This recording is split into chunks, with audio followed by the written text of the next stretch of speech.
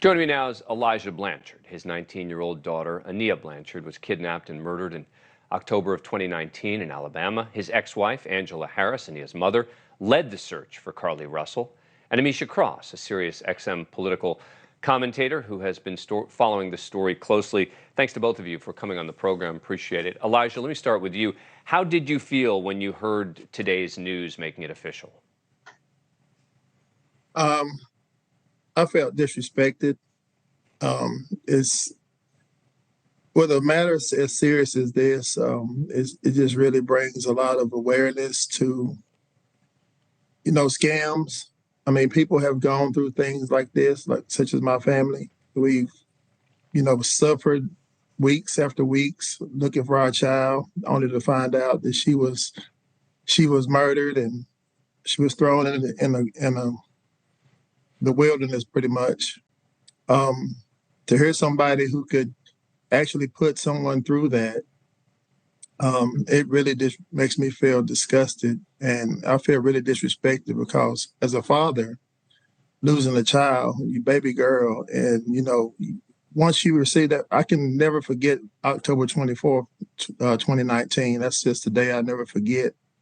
Receiving a phone call to tell you that your daughter's missing or she didn't make it home the prior night.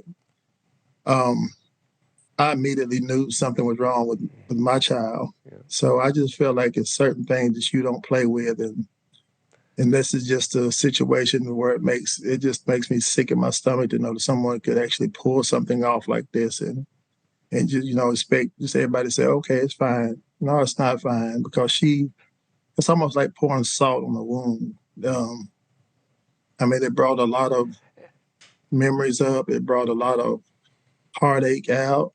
It brought, my family back in the public view, because we went through this, and it's something that no parent wants to go through. And for her to put the law enforcement, the first responders through something similar like that, it's very disturbing. And I'll bet that your daughter's disappearance didn't get a fraction of the attention that this got, did it?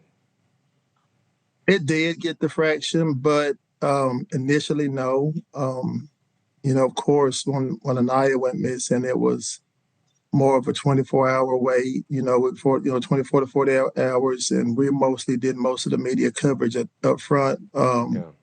I do send my gratitude for the Auburn Police Department for their efforts, and all the the first responders that came out, and the media, and all the the students in Auburn. But no, nothing to this magnitude initially. Yeah, I'm looking at gorgeous pictures of Aniah there on our screen. Ameshia, let me ask you bigger picture what this means. I mean, this is something that the police certainly indicated was likely last week. Now it's official. Looking at it from a sort of macro perspective, what does it mean to you? First off, my heart goes out to Mr. Blanchard and all of the families who have legitimately lost their children, their loved ones to kidnapping and other abuses. But on the larger scale, I think that this is extremely frustrating. It's frustrating being a member of the Black community and knowing that there are thousands of young girls and young women who go missing every day, and they don't get a fraction of the news coverage. They don't get a fraction of the level of resources that was devoted to this case that on the outset, at least in my mind, looked like a hoax.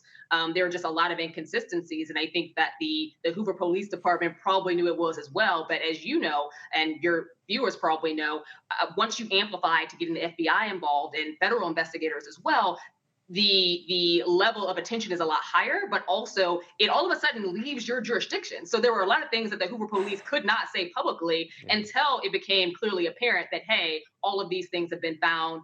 We've done all of the research, and now here we are. This woman is clearly not being factual. And I think that for those who have lost their loved ones in this way before, which is a lot of people, it becomes really frustrating to watch so much, not only media attention, but resources, but also recognition that someone could even create this type of a hoax. And acknowledging that she isn't the first one. This has happened before in certain instances. but it's just really frustrating to watch because you know of the hurt that people have, like Mr. Blanchard. You know of the people who donated the $63,000 to Crime Stoppers to find this woman when there was no crime that was ever initiated or created to begin with outside of in her own mind. That part is the most frustrating. Thank you for watching. Go to newsnationnow.com to find News Nation on your cable provider. And don't forget to click the red subscribe button below to get more of News Nation's fact-driven, unbiased coverage.